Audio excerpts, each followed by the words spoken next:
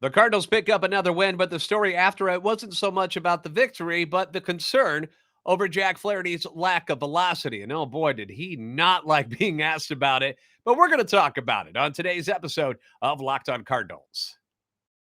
You are Locked On Cardinals, your daily St. Louis Cardinals podcast, part of the Locked On Podcast Network, your team every day.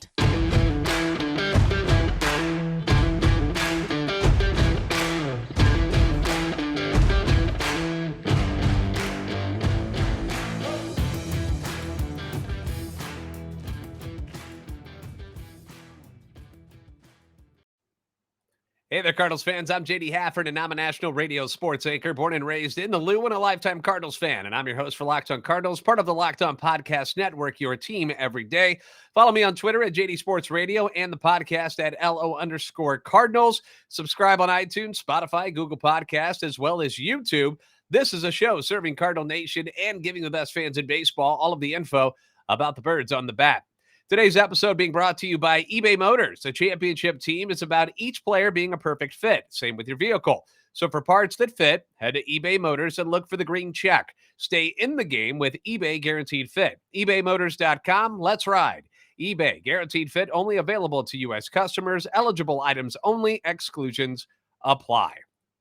So last night, good news, right? Last night, the Cardinals won another baseball game. That's awesome. That makes it 3 in a row, guys. 3 in a row for the first time this season. Something to be happy about. And for a team that just lost 8 straight and have been living in the basement of not only the NL Central, but the entire National League, this is quite an accomplishment. We should be having fun with this. We're starting to see the guys play as a complete team, finally.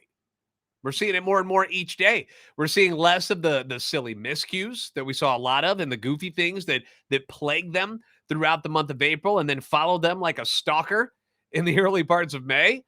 It's not a perfect team, not even close yet. These aren't dominating wins or anything like that, but they're wins, something that we really, really need. And the team should, for once, at least in my opinion, start to feel some confidence here, about themselves heading into tonight's game at Wrigley, where they will go for, dare I say it, the sweep against the rival Chicago Cubs. But unfortunately, that is not what a lot of people are talking about today. That hasn't been the big story. The story has been what happened in the locker room after the game in an interview with starting pitcher Jack Flaherty. Now, during last night's game, it was brought up during the podcast, or not the podcast, the telecast, sorry. It was brought up on the telecast by the announcers, by Chip. It was also brought up online by many fans watching that Jack's velocity appeared to be down. And it was. And it wasn't like it was just a tick or two down. It was down like in the upper 80s. And normally when Jack is on and when Jack is healthy, he's throwing low to mid 90s like no problem. So my first thought when they brought it up, and then you start noticing it happening repeatedly, was that maybe he's hurt again. I had a fear of injury. And why wouldn't I? We know Jack has had his fair share of injuries over the years. I saw him shake his arm a couple of times. I was like, uh-oh, I hope he's okay. That was a bit of a concern to me. But if something was bothering him anywhere, in his arm, his back, anywhere, whatever could have been bothering him, if that was the case, I'm pretty sure, especially being that it is Jack Flaherty and he's dealt with all these injuries, that Kisner, Ali, somebody, maybe even Dusty Blake, because I'm still not sure exactly what he does, but maybe even Dusty Blake would have pointed it out and said, hey, hold up a second. Let's go out and talk to him. Let's check this out. Let's, get the trainer out there. I mean, somebody would have spoken up, right? They would have checked on him, but that didn't happen. And he seemed like he was fine, health-wise at least. He seemed like he was fine. Fought his way through 5 innings, left the game with a chance to get the win. That got wiped out, obviously, when Andre Palante got taken deep the next inning. So after the game, in an environment where people should be happy, people should be celebrating, you just won 3 in a row in what has been a tough season, Flaherty was asked about the velo by Jim the Cat Hayes from Bally Sports, also on the Fan 590. And he didn't really respond all that well to it. So here's the quote. I would play you the clip, but we don't own the rights to it. So I've got to read it to you. So bear with me here as we read what Jack Flaherty said last night in the clubhouse. The next time somebody wants to mention the velocity on my fastball, I'm not going to answer that question. Like, I'm going to play with the velocity of my fastball based on what the game calls for. I can get outs at 90. I can get outs at 95. I'm going to play with it. I've always played with it. I've thrown freaking fastballs at 87 before in games when I've been at my best. I'm just saying because y'all want to make a big deal out of it, and I'm tired of it. It's so ridiculous. I'm going to go for what the game calls for, and that's part of pitching. So if you want to ask, you don't understand the art of pitching. I'm going to go with what the situation calls for and what the game calls for. You have to manage pitch count. You have to manage the way that the game goes. There are certain times when you're up to it, and now you're going to start seeing 94, 5, 6. Then there are certain times you might need to be like, okay, here with a slower pitch. The situation calls for it. You bump it back up. That's the way the game goes. That's the way you go about the game. St. Louis Post-Dispatch Cardinals writer Derek Gould then explained to Flaherty that the media and fans might not know unless they ask questions. Flaherty replies, well, then you don't understand pitching, and that's okay. So here's my take on it. Here's my take on this with Jack Flaherty. I understand that Jack Flaherty is extremely frustrated right now with how he's performing this season. A former first-round pick who soared through the minor leagues, found a lot of success at the major leagues when he arrived, and then the injuries started piling up on him. I'm sure he's heard the talk from everyone around baseball and in St. Louis about how maybe he doesn't have it anymore, that people don't think he's that great of a pitcher anymore. Maybe the injuries have taken too much of a toll on him. He's heard all of this. I believe it's part of the reason why when the season started, remember, he put out the video, the hype video, if you will, about himself with the Joker stuff to it. And coming into this year, I think, and rightfully so, he believed that he wanted to prove everyone wrong. That, now, I'm still the same guy that I was back in my best days of 2019. And he's got a lot on the line here. He does, since he's going to be a free agent after this season. You know, he's kind of playing for his next contract. Could be a big one. The way things are going, though, it's going to be a small one. It's going to be like one of those one-year deals. So far, he has not lived up to his own expectations, much less that of the team and of the fans here in St. Louis. So I have empathy for his situations. I really do. I was a pitcher in college, got hurt, and I just couldn't do it the way I did when I was at the top of my game. It sucks. But at the same time, your team sport, right, is trying to claw their way out of this massive hole that they've dug themselves into to start the season, in large part because of the failures of this pitching rotation. They're not the only people to blame. There's plenty of blame to go around, but the pitching has been bad. It really has. And that includes you, Jack Flaherty. You haven't lived up to what people expected of you. And like I said, what he probably expects of himself. He knows he's better than this. He's done better than this at the major league level. So he's frustrated. But last night, despite not having his best stuff, your team just won their third in a row. And instead of enjoying the win a little bit, we're talking about this heated exchange between Flaherty and reporters about the art of pitching. Like, what are we talking about here? Again, I get his frustration, and I've been rooting for the guy. I still am.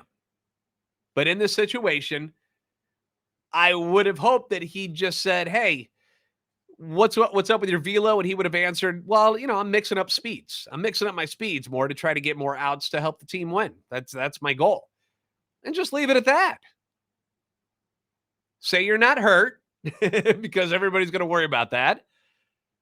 go, no, I'm healthy. I'm fine. I'm just trying to keep hitters off balance by changing speeds. Boom, it's over. You're out. And you sound like a team player. Coming at the reporters this way, it just kind of sounds a little bit selfish. And the other side of this is that his velocity, I mean, it's been trending down for a number of years since 2019. Sure, the injuries have had something to do with those years where the velo was down because he was working his way back up. But to throw at or above 95 on 16.3% of pitches back in 2019, and now we're here in 2023, at or above 95 is down to 3.4%. That's not exactly normal. It really isn't. I mean, this is a young man. This is not some guy in his mid-30s where his arm is supposed to be slowing down a little bit. And I'll say this, if you're doing it on purpose, if you're slowing down velo to work on maybe command of your pitches, it's not working. It really isn't. You're now 2-4, 6.18 ERA, which is the fourth worst ERA in the league among qualified starters. Not the National League, the entire league of Major League Baseball. You've walked 27 hitters. That's the second most among qualified starters in the league. And opponents are hitting 287 off of you, which is the fifth worst batting average amongst qualified starters in the league. It's not working, whatever it is you're trying to do. But the silver lining in this is that the Cardinals won again last night. And that's what should be the most important thing. We're going to have more on last night's game. And I've got new Locked On MLB Power Rankings to share with you. We'll do that next on Locked On Cardinals.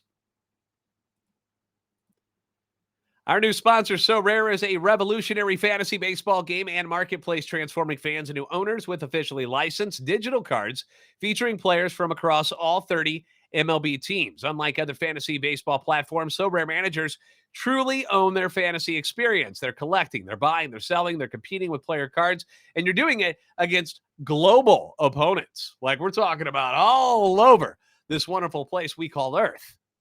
And they're getting epic rewards in return. And win or lose, you get to keep your cards. And the more you win, the more you advance. You'll get increasingly powerful cards, and you'll access next level competitions and rewards.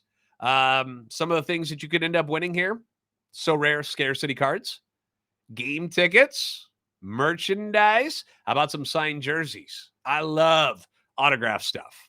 Love it.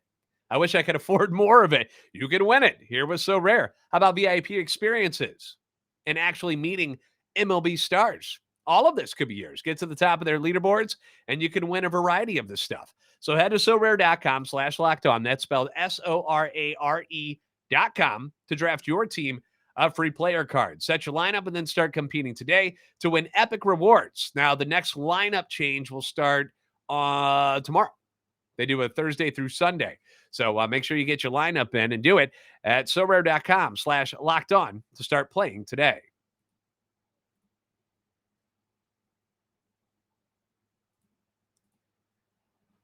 The Cardinals are in Chicago for their series finale with the Cubs going for the sweep tonight, and you can catch every pitch of the Cardinals' hometown broadcast with SiriusXM on the SXM app. Just search Cardinals.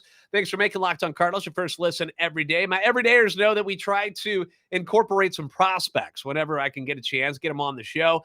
We've had Gordon Graceffo, Mike Antico, Victor Scott, and tomorrow we are scheduled to have the Cardinals' 24th ranked prospect pitcher Ian Bedell on the show. He's having a pretty good year at Peoria. So join me for tomorrow as we talk to Ian. Now, last night, the Cardinals grabbed another win, and it was done without much help from any of the big boppers. Goldie, Arenado, and Contreras, they go just 2 for 12 last night. They did score twice, but it was the surrounding cast that did the real damage. Nolan Gorman, my goodness, Nolan Gorman having a season. He and Lars Nootbaar get things going with the long flies, showing the power. Gorman now up to 8 home runs on the year, which is tied for third in the league for designated hitters, which is what he's considered, and fifth among all players in the league. Newt hits his third of the year, and I know there was some concern about Newt putting the ball on the ground a lot. His ground ball rate was up, but you got a hold of that one last night. That one looked pretty darn good to me. Newt's batting average now up to 288. His OBP is at 430, which would put him at 7th in the league if he qualified. Obviously, he's a little short on at-bats because of the injury that he suffered earlier on in the season. But Newt's doing great things at the top of the lineup. You got to love that. And then, of course, you've got Paul DeYoung. Paul DeYoung, you guys, talk about having a resurgent season right now. Paul DeYoung has quietly put up tremendous numbers since joining the team following his injury in the spring. Paul DeYoung, the guy that most people didn't even want on the team anymore. I was one of them that told you he was going to be on it, whether you liked it or not. But I wasn't exactly sold on having him back on this roster. Part of me wanted them to eat the salary and just move on. I'm kind of glad they didn't now. He's hitting 350, OBP over 400, OPS at 1.059. That's huge. Is it sustainable? Probably not. Okay? Probably not. But he's been a nice shot in the arm for the offense for sure. Smashes the go-ahead home run in the 9th inning last night, his 14th career home run at Wrigley Field. Pitching-wise, you had Jack Flaherty. Again, didn't have the greatest night. But at the same time, he keeps magically getting the double play balls. I don't know how he pulls it off so often, but it's working for him. Gets the DPs when he needs them. Gutted his way through 5 innings. Gave the team a chance to win. I will say this about what Flaherty was doing last night. He never quit pitching. Like you could see frustration mounting on him on certain balls that got hit. But at the same time, he kept competing.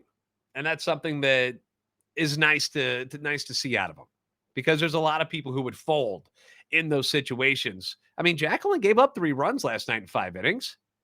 The 5 walks is a problem, but only 3 runs. Fought his way through it. Like I said, gave the team a chance to win. The home run off Palante, again, another situation, bad pitch location. You know, there's been a lot of talk about pitch selection against hitters. And it was another point where with Contreras, where I'm like, he's not the one that's hanging breaking balls, which is what happened last night. Palante throws a slider right over the heart of the plate. Gets hit over the wall in center, you know? He can't control that. Kisner can't control that. But the rest of the bullpen, following that home run, did their job. Chris Stratton, Russ Sherman, damn glad to meet you. Goes an inning and a third, allows no runs, whiffs 2. His ERA now under 3. Giovanni Gallegos been knocked around his last few outings. Looked great in the 9th inning, grabs his save. Solid defense all around. Brendan Donovan in left field. Again, a huge play. First game, throws the guy out at home. Last night, diving catch in left field. Is Brendan Donovan the new left fielder against right-handers when Tyler O'Neill gets back? Alec Burleson, still on the team, but clearly Donnie is better defensively, so they've been going with that. And it's not as if Burleson has been producing all that much at the plate. He's had some tough luck, hits the ball hard. It seems to go right at people. Not really producing. So instead of having bad defense in left and really nothing at the plate, choose to go with good defense in left field and whatever Donovan can bring you offensively. And it's working out so far. The team's kind of got a nice balance going, even with Arenado struggling. Imagine how much better things will be when Nolan gets going again, you know, and it will happen. He'll get there. The team is moving in the right direction, but the new Locked On MLB Power Rankings reflect more about where they've been rather than where they are going. So those got released today, and the Cardinals, who started at number 10 overall when the season began, have now dropped to 24th overall. And that's kind of to be expected considering their record. The Rays are at number 1. Then you've got Atlanta, the Dodgers, Baltimore, Toronto, Texas, then the Padres, which I feel like that's a bit high. It's not like they're winning a ton of ball games. Milwaukee, another one that seems a little bit high.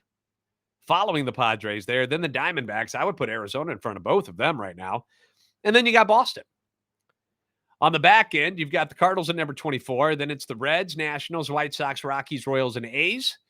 Outside of the Cardinals dip, other teams that are kind of shocking to be where they are so far in the season. The Astros at number 15. Pitching has been decimated by injuries there. The Mets are at number 16. Remember how much money they poured into their team? Not working out so well, is it? Max Scherzer has been kind of a mess this year. Went after him in both my fantasy leagues. Was like, I want Mad Max on my team this year, and he has sucked. I hope he turns it around for my fantasy, but it's been rough for him. Injuries, getting suspended, not pitching all that well.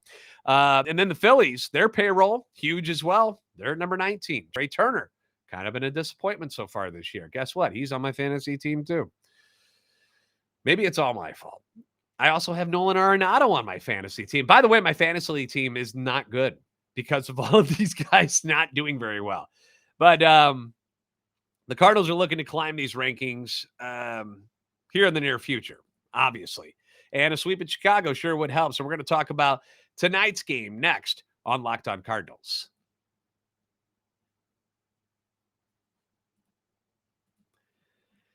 The Cardinals will send the big lefty, Jordan Montgomery, to the mound tonight against Cubs ace Justin Steele, and you can catch every pitch of the Cardinals' hometown broadcast with SiriusXM on the SXM app. Just search Cardinals. Sweeping Chicago would be amazing. Not going to be easy, and I don't want to put the cart ahead of the horse. I think that's an old people saying that I've heard before, but I'm not trying to do that one game at a time, but man, that'd be nice to get the sweep. The Cubs had their top pitcher, though, Justin Steele, on the bump this evening. Was tweeting with Sam from Locked On Cubs last night and was like, well, Justin Steele had a pretty good season so far. Tell me a little bit about him. And he says that Steele reminds him a lot of John Lester. And then I, as a smart aleck, put a picture of John Lester in a Cardinals uniform and said, oh, you mean former Cardinals legend John Lester? And he, laughed about that. But Steele, not somebody to laugh at so far this year. 5-0, has the second best ERA in the league at 1.45, and he's doing it against top teams. It's not like he's just doing it against scrubs. He's got wins against the Rangers, the Dodgers, and the Padres. He's gone 6 or more innings in all but one game so far this year. He is left-handed, which the Cardinals normally enjoy. So something's got to give tonight, right? Small sample size against him, but Paul Goldschmidt hitting .429 with a dinger off of Steele. Edmonds hitting .600, Arenado .333, and Donovan .333. Again, small sample sizes, but they've had some success against him. The Cardinals will put Jordan Montgomery on the bump. Been their most consistent pitcher so far this year. 2-4, 3.29 ERA. The only guy in the Cubs lineup that's had a lot of success against him is Trey Mancini, who saw a lot of him from Mancini's time in the AL East with Baltimore. He's batting .344 against him with a dinger in 2 RBIs in 32 at-bats. So, got to keep an eye out for it tonight. Will the Cardinals be the first to crack the Man of Steel tonight and get the sweep? We shall see. Remember, I'll be tweeting throughout the game, so feel free to respond, chat, and whatnot with me on there. I always enjoy. It's like we're all watching the game together, having conversations in the same room. We'll also have instant reaction following the game on YouTube and on Twitter. So be on the lookout for that. Want to thank you guys for making Locked On Cardinals your first listen every day. Be sure to catch every pitch of the Cardinals' hometown broadcast for tonight's finale with the Cubs at historic Wrigley with SiriusXM on the SXM app. Just search Cardinals. If you haven't already, give us a follow on Twitter at @LO_Cardinals and at JD Sports Radio. Like and subscribe on YouTube to help our channel and love for the Cardinals grow. You're the best fans in baseball for a reason, and I'll see you next time on Locked On Cardinals.